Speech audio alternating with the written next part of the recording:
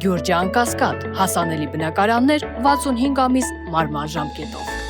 Ազգային ժողովի հարգարժան փոխնախագահ, հարգելի պատգամավորներ, սիրելի հայրենակիցներ, ձեզ եմ ներկայացնում 2025 թվականի ընթացքում մարդու իրավունքների պաշտպանի գործունեության եւ մարդու իրավունքների պաշտպանության վիճակի վերաբերյալ 2025 թվականի տարեկան հաղորդումը եւ մարդու իրավունքների պաշտպանի որպես կանխարգելման ազգային մեխանիզմ տարեկան զեկույցը։ Ի սկզբանե մի քանի վիճակագրական տվյալներ կներկայացնեմ, որից հետո կանցնեմ ավելի բովանդակային խնդիրների ներկայացմանը, որոնք վերաբերելու են Հայաստանի Հանրապետությունում տարբեր ոլորտներում առկա մարդու իրավունքներին առնչվող տարատեսակ խնդիրների։ Նախ նշեմ, որ տարեցտարի, մասնավորապես նախորդ տարի մարդու իրավունքների պաշտպանին ուղղվող դիմում բողոքների թիվը էականորեն ավելանում է եւ նաեւ նախորդ տարի է էականորեն ավելացել։ Մասնավորապես մենք նախորդ տարի 2024 թվականի համեմատությամբ ունեցել ենք շուրջ 2900-ով ավելի դիմում բողոք, 22655 դիմում բողոք ենք ունեցել։ Ընդ որում նախորդ տարվա կտրվածքով, եթե դիտարկենք 2025 թվականին պետական մարմինների կողմից մարդու իրավունքների պաշտպանի համակարգային բնույթ ունեցող առաջարկների կատարման ընդհանուր տրամաբանությունն ու մեթոդաբանությունը, ապա պետք է նշեմ, որ էական առաջընթաց ենք ունեցել նախկինում եղած իրավիճակի համեմատությամբ, որովհետև մարդու իրավունքների պաշտպանի առաջարկների շուրջ 70%-ը, ես հիմա միջինացված թիվ եմ ասում, որովհետև երկու տարբեր զեկույցների դիտանկյունից թիվը մի փոքր այլ է, բայց շուրջ 70%-ը կատարված կամ մասնակի կատարված է համարվել, ինչը բավականին բարձր ցուցանիշ է, եթե հատկապես իրավիճակը համեմատենք նախկինում մարդու իրավունքների պաշտպանի կողմից համակարգային բնույթ կրող առաջարկները կատարելու ընդհանուր ցուցանիշի համեմատությամբ, որը կարծում եմ շատ կարևոր հանգամանք է, բայց բնականաբար բացի այս արձանագրումից կարևոր է նաև հետագայում խոսել ընդհանուր պրակտիկան եւ ընթացքը ավելի կատարելագործելու մասին եւ այս առնչությամբ բնականաբար իմ զեկույցի շրջանակներում նաև հնարավորություն կունենամ հանդես գալու։ Ուզում եմ հատուկ շեշտադրել, որ մենք այս տարի նաև վիճակագրական տարբեր տվյալներ ենք վերլուծել այն դիտանկյունից, թե հատկապես որ պետական մարմինների պարագայում է, որ բողոքների թիվը սովորաբար տարվա կտրվածքով նույնն է մնում, որ պետական մարմինների պարագայում է, որ բողոքների թիվը 6% աճ է գրանցում, եւ ըստ էության մեր այս վիճակագրական տվյալները ցույց են տալիս, որ սովորաբար պետական մարմինների ու տեղական ինքնակառավարման մարմինների մեծ մասի պարագայում դիմում բողոքների թիվը կամ թեժ գծին ստացված ահազանգների թիվը այն մարմինների դեմ ում հետ կապված վիճակագրություն ենք վարում սովորաբար տարվա կտրվածքով փոքր փոփոխության է ենթարկվում։ Մենք այս տարի կարծես թե ընդամենը 2 ցուցանիշ ենք ունեցել կամ 3, որոնց պարագայում այսպես 6% աճ ենք ունեցել դիմում բողոքների, մասնավորապես մեկը եղել է կրթության նախարարությունը, մյուսը Երևանի քաղաքապետարանը, որոնց հետ կապված դիմում բողոքների 6% աճ է գրանցվել եւ այս առումով եւս որոշակի վերլուծություններ իրականացրել ենք թե պատճառների, թե նաեւ հետագա ընթացքը ավելի կանոնակարգելու եւ բարելավելու մասին։ Եվ նաև ուզում եմ հատուկ շեշտադրել, որ թեև մենք անընդհատ հանրային իրազեկումներ ենք իրականացնում եւ խոսում ենք այն մասին, որ մարդու իրավունքների պաշտպանը դատարանների դեմ բողոքներ որպես այդպիսին չի քննում, բայց ոչ միայն շարունակաբար ենք ստանում դատարանների հետ կապված տարբեր դիմում բողոքներ, նաև նախորդ տարվա կտրվածքով այդքան իրազեկումներից հետո նույնիսկ դիմում բողոքների թիվը դարձյալ ինչ որ առումով 6% է աճել, որովհետեւ մոտավորապես եթե համեմատություն իրականացնենք նախորդ տարիների համեմատությամբ, օրինակ 2024 թվականին 240 դիմում բողոք ենք ստացել, մինչդեռ 25 թվականին արդեն 382-ն է եղել։ Այստեղ էլ ուզում եմ հատուկ շեշտադրել եւ հատուկ արձանագրել դատական իշխանության անկախության կարեւորությունը եւ իմ կողմից էթիկական սկզբունքների պահպանումը այս հարցերին առնչվող տարատեսակ քննարկումներ ծավալելիս, բայց ուզում եմ նաեւ արձանագրել, որ սա կարող է վստահաբար չեմ եզրահանգում, բայց կարող է որոշակի համակարգային հարցերի մասին վկայել, որոնց ընդ որում մենք տարեկան հաղորդման որոշակի հատվածներում անդրադարձ կատարել ենք, դրանց իհարկե ես հնարավորություն կունենամ նաև հիմա զեկույցիս կոնտեքստում եւս անդրադառնալու։ Բայց այս վիճակագրական հատվածը երևի թե այսքանով ավարտեմ, որովհետև եթե հարցեր լինեն, շատ ավելի մանրամասն կփորձեմ դրանց պատասխանել, կուզենամ ավելի շատ անդրադառնալ որոշակի բովանդակային խնդիրների, որոնք կարծում եմ համակարգային բնույթ են կրում, ընդ որում իմ այս տարեկան հաղորդման շրջանակներում ես չեմ խոսելու հիմա ուղղակի մի քանի անհատական խնդիրների մասին, խոսելու եմ համակարգային բնույթ կրող խնդիրների մասին, որովհետև դրանում է նաև այս տարեկան հաղորդումը ազգային ժողովին ներկայացնելու իմաստը։ Եվ երևի թե խնդիրներից առաջինը, որը կուզենամ պարտադիր այս ամբիոնից հենց այսօր քննարկման առարկա դարձնել, երեխաների նկատմամբ բռնության, կանխարգելման եւ բռնությունը հասցեավորելու ընդհանուր կառուցակարգերի հետ կապված խնդիրներն են Հայաստանում եւ այս օրերին էլ նաեւ անչափահասների նկատմամբ սեռական բռնության դեպքի առնչությամբ բազմաթիվ քննարկումներ են ընթանում, որոնք եւս վկայում են այն մասին, որ այո,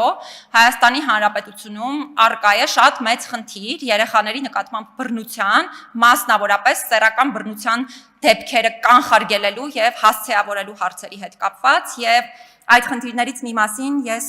կուզենամ պարտադիր զեկույցը ներկայացնելիս անդրադառնալ, եթե այլ հարցեր լինեն, հետագայում ուրախ կլինեմ դրանց պատասխանելու։ Նախ նշեմ, որ խնդիրը այնքան մեծ էր մեր դիտանկյունից, որ նախորդ տարի նույնիսկ արտահերթ զեկույց ենք հարցի հետ կապված ունեցել, որը իհարկե ավելի լայն էր, վերաբերում էր երեխաների նկատմամբ բռնության ընդհանուր առմամբ, բայց բնականաբար տարբեր առանձնահատկություններ նկատի ունենալով կառուցակարգերի հարցերը եւ խնդիրները նույնական են այդ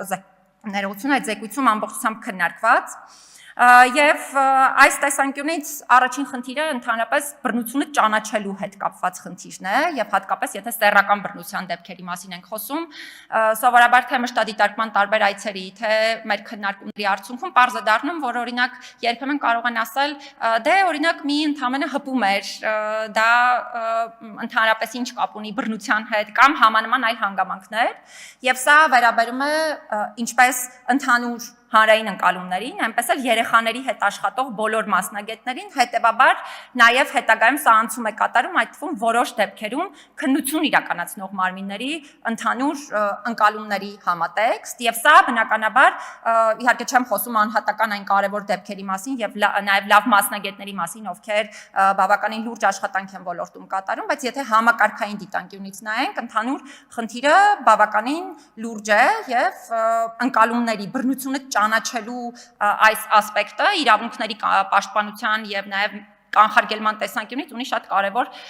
նշանակություն։ Երկրորդը այս դեպքերի առնչությամբ խորհրդապահական տեղեկությունների մի շարք իրավիճակներում փոխանցումն է, որը չես հասկանում թե ինչպես է, օրինակ նույն տեղեկատվությունը պետական մարմիններին հասանելի դառնալու պարագայում փոխանցվում մարդկանց, ովքեր նույն կարող են լինել բռնարար, որովհետև մենք ունեցել ենք բազմաթիվ նման դեպքեր, երբ մեզ օրինակ զոհը դիմել է հենց այն պատճառով, որ խոսել է իր տեղեկատվությունը օրինակ, հա, ենթադրյալ բռնարարին փոխանցելու մասին, հետևաբար այս ամբիոնից ես կոչ եմ անում հատկապես բոլոր իրավասու այն պետական մարմինների ներկայացուցիչներին, ովքեր նման տեղեկատվության հետ են առնչվում եւ նման հարցեր են ընդհանրապես քննարկում, շատ զգույշ լինել այս տեղեկատվության հետ վարվելու ամբողջ կոնտեքստում, սա շատ զգայուն տեղեկատվություն է, դեպքերի մեծամասնությունում իր մեջ շատ լուրջ անձնական տվյալներ պարունակող եւ հետագայում նաեւ բավականին վտանգավոր կարող է լինել դրա հետ կապված ամբողջ այդ փոխանցման պրակտիկան։ Այս առումով ուզում եմ հատուկ շեշտադրել նաև, որ շատ են իրավիճակները, երբ հատկապես անչափահասը սեռական բռնության է ենթարկվում, եթե խոսքը հատկապես զարգացման տարբեր առանձնահատկություններ ունեցող, հաշմանդամություն ունեցող անչափահասներին մասին է, իսկ ուզում եմ նաև հրապարակային ասել, որ այնպես չէ, որ Հայաստանում այդպիսի դեպքերը մեկն են կամ չկան, եւ մենք սրան պետք է շատ մեծ ուշադրություն դարձնենք։ Այնուհետև սրան անմիջապես հետևում է այնպիսի խոսույթի օգտագործումը, որը թիրախավորում է օրինակ նույն հաշմանդամություն ունեցող անձանց կամ դարձյալ շատ կարևոր է պետական մարմիններին դարձյալ կոչ ցուցմունքի արժանահավատությունը չի կարող պայմանավորված լինել եւ ոչ միայն ցուցմունքի որոշում կայացնելու հնարավորությունը չի կարող պայմանավորված լինել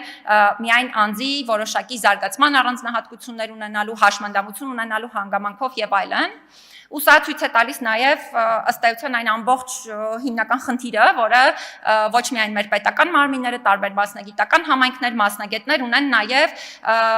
անգործունակության ինստիտուտի հետ կապված եւ հոգեկան առողջության խնդիրներ ունեցող անձանց հետ կապված, որովհետեւ մարդկանց թվում է, որ եթե անձը ունի հոգեկան առողջության խնդիր, ապա նա ունի որոշումներ կայացնելու հնարավորություն եւ իրավասություն։ Սա ընդհանրապես այդպես չէ եւ այս պրակտիկան մենք պետք է կարողանանք ամբողջությամբ փոփոխել։ Եվ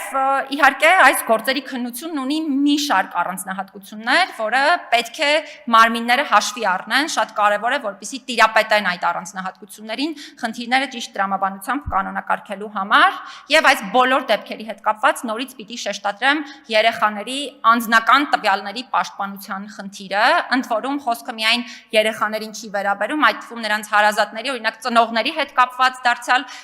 տեղեկատվության տարբեր աղբյուրներով հրապարակումներ դարձյալ օրինակ թիրախավորում հաշմանդամություն ունենալու հանգամանքի հիմքով կամ մի շարք այլ տարբեր հիմքերով, այս բոլոր դեպքերում պետք է շատ զգույշ ու զգայուն լինել։ Բայց այս հարցին եթե հետագայում հարցեր լինեն, ուրախ կլինեմ շատ ավելի մանրամասն պատասխանելու, կուզենամ մի քանի այլ խնդիրների եւս անդրադառնալ, քանի որ այդ թվում վերջում քրեական վարույթներին առնչվող հարցերի մասին ես խոսեցի, ուզում եմ հատուկ արձանագրել, որ նախորդ տարվա կտրվածքով մեր հիմնական բարձրաձայնվող խնդիրներից մեկը եղել է նաև քրեական վարույթների համատեքստում երաշխիքների ապահովման ու հակառակը այդ երաշխիքների պահպանման հետ կապված տարաբնույթ խնդիրների առկայության հարցը։ Չեմ ուզենա հիմա հատուկ անդրադառնալ այն հարցին, թե քանի անգամ եմ հրապարակային խոսել անմեղության կանխավարկածը պահպանելու կարևորության, մի շարք այլ երաշխիքներ պահպանելու կարևորության մասին, բայց այստեղ կուզենամ անպայման անդրադառնալ Հայաստանում կալանքների հետ կապված խնդրին, որովհետև իմ խորին համոզմամբ սա Հայաստանի համար եղել է եւ շարունակում է մնալ ամենահամակարգային խնդիրներից մեկը, ընդ որում այսքան բարձրաձայնումներից հետո եւ ընդ որում այն իրավիճակում, որ եթե տարածաշրջանային մակարդակով նույնիսկ համեմատենք թե տարբեր եվրոպական պետությունների հետ, թե ինչու՞ չէ նաեւ մեր տարածաշրջանի պետությունների հետ, վիճակագրությունը, հատկապես համամասնությունը դատապարտված անձանց եւ կալանավորված անձանց շատ պարադոքսալ է, տարօրինակ է, որովհետեւ կալանավորված անձինք շատ ավելի մեծ թիվ են արդյունքում ստացվում է կազմում կամ այս տարի միգուցե 50%-ից ավել չէր, մի փոքր ցուցանիշի իջել էր, բայց դա չի փոխում իրականությունը։ Եվ շատ դեպքերում այս հարցերի քննարկումը զուգորդվում է այն տրամաբանությամբ, որ դե դատարանն է հարցի հետ կապված որոշում կայացնողը, հետևաբար ամեն անհատական դեպքով է այս հարցը քննարկման ենթակա։ Ես կարծում եմ, որ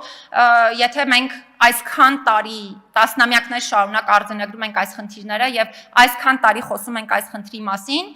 հղում կատարել ընդհանրապես նրան, որ դե ամեն գործով անհատական ակտ է կայացվում, հետևաբար ոչինչ չի կարելի անել, նշանակում է ունենալ կամ ստանձնել կոլեկտիվ անպատասխանատվություն եւ ես կարծում եմ, որ մենք բոլորս պետք է իրապես լուրջ ջանքեր գործադրենք ընդհանրապես այս խնդիրը Հայաստանում պատշաճ լուծելու առնչությամբ։ Իհարկե քրեական վարույթների հետ կապված մենք տարատեսակ այլ դիմումներ ենք ստանում ու նաև այսպես հրապարակային ես առիթ ունեցել եմ խոսելու համակարգային մի շարք հարցեր կան, բայց դարձյալ դրանց վրա չեմ ուզենա կենտրոնանալ ժամանակի սահմանափակվածությունը նկատի ունենալով, կուզենամ մի հարցի վերաբերյալ խոսել, որը վերաբերում է խոսքի ազատության սահմանների խախտման համար քրեական պատասխանատվության գործիքների կիրառմանը։ Ես կարծում եմ, որ այս առումով Հայաստանում ընդհանրապես որոշակի չէ իրավիճակը, որովհետև ընդհանրապես պարզ չէ, թե խոսքի ազատության սահմանները խախտելու մի դեպքի համար ինչու կիրառվեց քրեական պատասխանատվություն, մյուսի պարագայում չկիրառվեց։ Հիմա ես իհարկե չեմ խոսում այն մասին, որ բոլորը ենթարկվեն քրեական պատասխանատվության կամ բոլորը չենթարկվեն, եւ ես խոսում եմ այն մասին, որ պրակտիկան միանշանակ պետք է լինի միասնական, մինչդեռ Հայաստանում սա երբեմն նաև հայեցողականության տպավորություն է թողնում։ Ակնհայտ է, որ խոսքի ազատության սահմանների խախտումը այո չի ընդգրկվում խոսքի ազատության իրավունքի պաշտպանվող խոսքի շրջանակներում, բայց ակնհայտ է նաև, որ դրա համար վրա հասնող պատասխանատվության միջոցները տարբեր են, սկսած կարգապահական պատասխանատվությունից եւ այո ամենածանր դեպքերում քրեական պատասխանատվություն, բայց սրա վերաբերյալ ի վերջո պետք է ձևավորել միասնական ու որոշակի պրակտիկա։ Մեր այս տարվա առաջնահերթություններից մեկը նաև գործարարության հասարակության ոլորտում իրավունքների պաշտպանության խնդիրն է։ Ուզում եմ ուրախությամբ նշել, որ ընդամենը մեկ շաբաթ առաջ մենք շատ կարևոր նաև նախաձեռնություն ենք մեկնարկել, մասնավորապես ձևավորել ենք գործարարության ոլորտում իրավունքների պաշտպանության հարցերով զբաղվող հասարակական խորհուրդ, որտեղ ներառված են անկախ մասնագետներ եւ քաղաքացիական հասարակության գործընկերներ, նաև շատ ուրախ էի, որ ազգային ժողովի մեր գործընկերներ էին ներկա Անդրանիկ նիստին։ Ես կարծում եմ բազմաթիվ են հարցերը այս ոլորտում եւ պետք է ճիշտ տրամաբանությամբ կարողանանք հասցեավորել այդ խնդիրները, բայց ուզում եմ նշել, որ այս ոլորտում խնդիրները բազմապիսի են, այդ թվում քրեական վարույթներին առնչվող խնդիրները, որովհետեւ մենք բազմաթիվ դիմումներ ունենք, օրինակ տարատեսակ հարցերի հետ կապված, որ որևէ գործարարություն իրականացնող, գործունեություն իրականացնող, օրինակ, հանրային սննդի օբյեկտում կամ համանման այլ օբյեկտներում դեպք է տեղի ունենում, հետո կապարակնքվում է եւ շատ երկար ժամանակահատված հնարավորություն չեն ունենում գործունեություն իրականացնելու։ Ես բնավ նկատի ունեմ, որ պետք է գործերի քննության հետ կապված այսպես հարցեր բարձրացնել եւ ասել չպետք է այդ գործերը քննվեն, ոչ, միանշանակ մենք բոլորս կարեւոր ենք համարում քրեական վարույթներով պատշաճ քննության իրականացումը, բայց նաեւ շատ կարեւոր է շահերի ճիշտ հավասարակշռումը եւ նաեւ տարբեր առանձնահատկություններ ունեցող գործերի քննության համար առանձնահատուկ մեթոդաբանության ձևավորումը։ Ես կուզենամ հատուկ անդրադառնալ նաև այն հարցին, որ մենք այս տարվա տարեկան հաղորդման շրջանակներում առաջին անգամ այս ծավալով մարդու իրավունքների պաշտպանի հաստատության տեսանկյունից անդրադարձել ենք նաև կրոնական կազմակերպությունների հետ կապված հարցերին, մասնավորապես թե կրոնական փոքրամասնությունների, թե նաև հայ առաքելական եկեղեցու հետ կապված խնդիրներին ու տարատեսակ չափանիշների վերլուծությամբ մեկնաբանել ու վերլուծել ենք ոլորտային հարցերը, խնդիրները, դրանց եւս հարցերի շրջանակներում, եթե կարիքը տեսնեք, ես ինքս կանդրադառնամ, որովհետեւ ընդհանուր առմամբ տարվա կտրվածքով թե ատելության խոսքի դրսևորումների, թե մնացյալ բոլոր այլ հանգամանքների տեսանկյունից մենք արձանագրել ենք խնդրահարույց իրավիճակներ։ Ուզում եմ հատուկ շեշտադրել նաև ազատությունից զրկման վայրերում մեր իրականացրած աշխատանքները, որովհետև շատ ակտիվ ենք հատկապես ազատությունից զրկման վայրերում իրավունքների պաշտպանության հարցերի հասցեավորման առումով ու եթե համեմատենք տարիներ առաջ եղած իրավիճակին, ապա պիտի այստեղ էլ ասեմ, որ նույն այցերի դիտանկյունից բավականին մեծ է այցերի թիվը հենց անձամբ ես եմ այցեր իրականացում եւ շատ եմ շփվում նաև հենց ազատությունից անձանց հետ նրանցից լսում տարատեսակ խնդիրներ եւ այս առումով երևի թե նախորդ տարվա կտրվածքով համակարգային հիմնական խնդիրը, որ պիտի արձանագրեմ, դա ինքնասպանությունների եւ ինքնավնասումների կանխարգելման առումով արկա խնդիրն է, որը իմ խորին համոզմամբ համակարգային խնդիր է, ընդ որում այս հարցին չենք կարող անդրադառնալ այն տրամաբանությամբ զուտ, որ դե որևէ իրավական ակտում մենք ամրագրել ենք կանխարգելման մեխանիզմներ։ Իրականում եթե դիտարկում ենք ցուցանիշները, 2025 թվականին տեղի է ունեցել 24 դեպք, որոնցից 8-ը ինքնասպանության դեպք են ու մահվան ցուցանիշը նախորդ տարվա համեմատությամբ կրկնապատկվել է, իսկ ինքնասպանության դեպքերի ցուցանիշը ամենաբարձրն է եղել վերջին 15 տարիների ընթացքում։ Սա նշանակում է, որ կանխարգելման մեխանիզմների առումով մենք իրապես շատ լուրջ խնդիրներ ունենք եւ այս ուղղությամբ միանշանակ պետք է աշխատենք։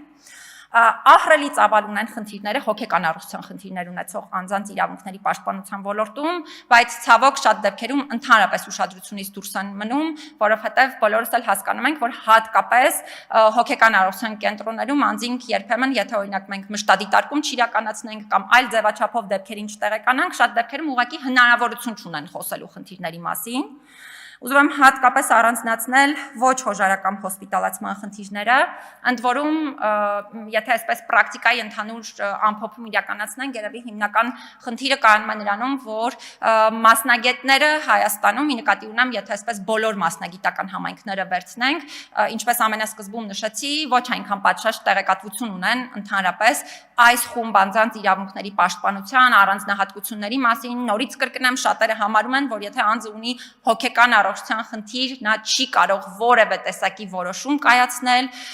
ոչ հորժարական հոսպիտալացումների ընդհանուր պրակտիկան, թե դատական պրակտիկայի, թե անձանց իրավաբանական օգնություն ստանալու իրավունքի տեսանկյունից, եթե դիտարկում ես, շատ խնդրահարույց է եւ այստեղ միանշանակ շատ լուրջ զարգացման կարիք ունի թե դատական պրակտիկան, թե նաեւ անվճար հիմունքներով պետության կողմից տրամադրվող իրավաբանական օգնությունը այս պահին տրամադրվում է հանրային պաշտպանի գրասենյակի միջոցով եւ այս ուղղությամբ եւս միանշանակ պետք է շատ լուրջ համակարգային քայլեր ձեռնարկվեն։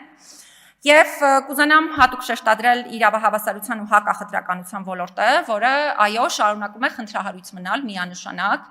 Իհարկե մեր հաստատության գործունեությունը կոնցեպտուալ առումով է փոխված այս ոլորտի առումով, եթե նայենք տարիներ առաջ եղած ընդհանուր գործունեությունը, սա երևի այն հիմնական ոլորտներից է, որտեղ եղել են կոնցեպտուալ բնույթի փոփոխություններ, բայց Հայաստանում միանշանակ է, որ բոլոր խմբերի նկատմամբ շարունակում է պահպանվել խտրական վերաբերմունքի ընդհանուր մթնոլորտը, շատ լուրջ են կարծրատիպերը ընդհանրապես բոլոր հիմքերի հիման վրա, կարող եմ հիմա ասել կանանց, հաշմանդամություն ունենալու, ազգային, էթնիկ պատկանելիության, կրոնական համոզմունքների, ցանկացած այլ հիմքով, եթե հիմա վերցնենք, գենդերային հավասարությունը ընդհանուր առմամբ շատ խնդրահարույց է շարունակում Հայաստանում մնալ, հետևաբար այս առնչությամբ պետք է ոչ միայն լուրջ քայլեր ձեռնարկել, հատկապես նախընտրական այս ժամանակահատվածում,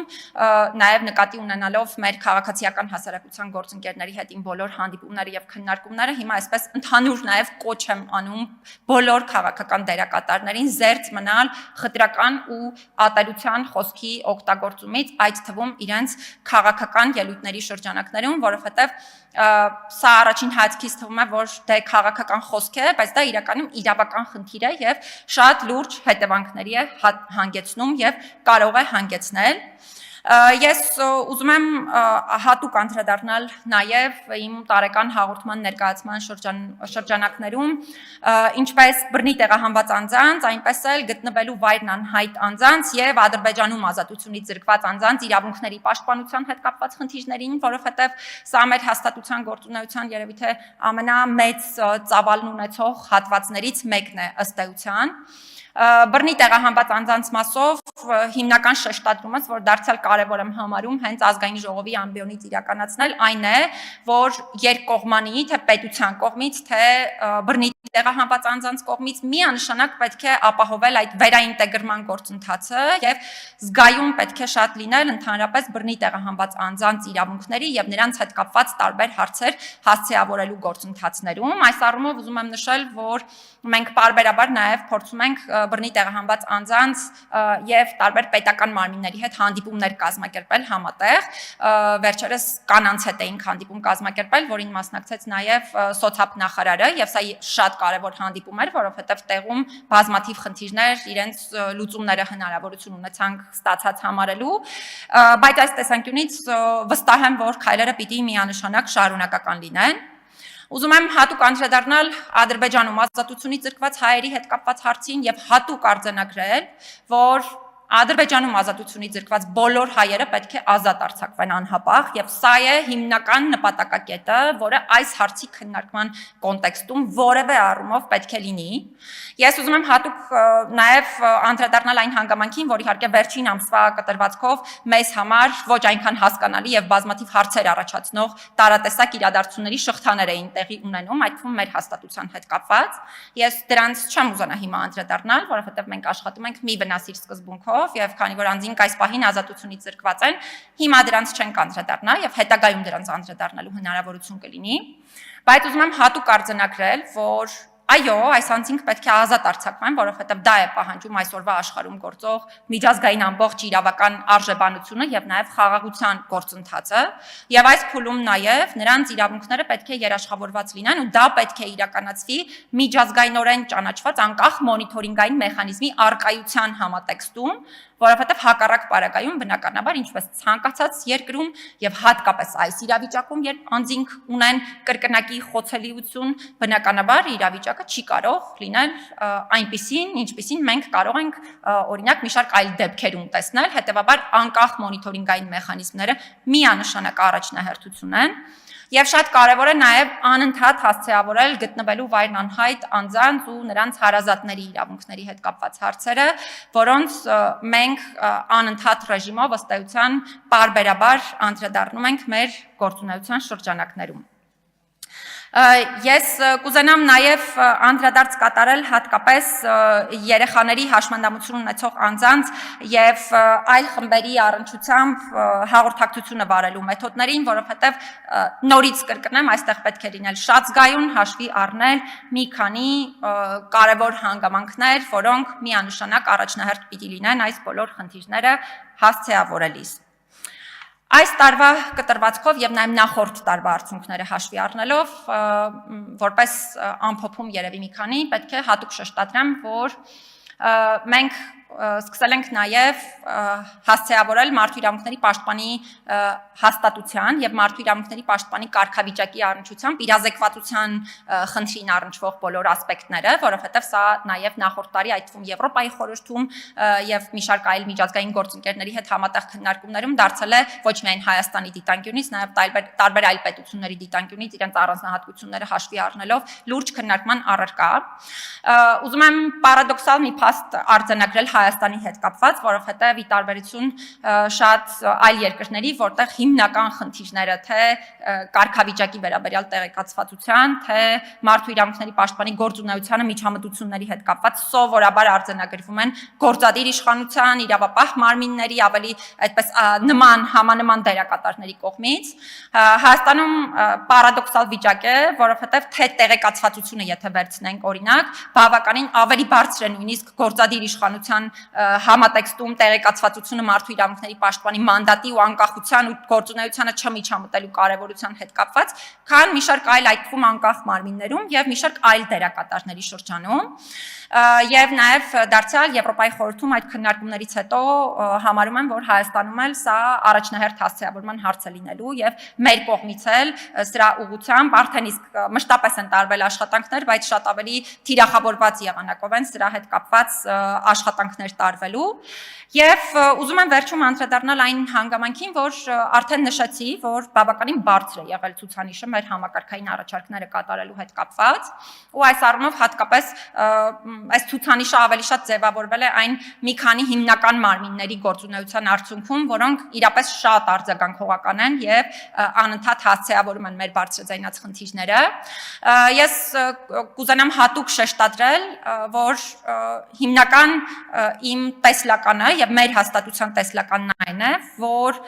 մենք պետք է ցուցանիշի շատ ավելի մեծացում ու բարձրացում ունենանք եւ դա պետք է ավելի համակարգային բնույթ կրող այսպես գործընթաց լինի, ինչու, որովհետեւ եթե այս ամբողջ պատշաճ գործընթացին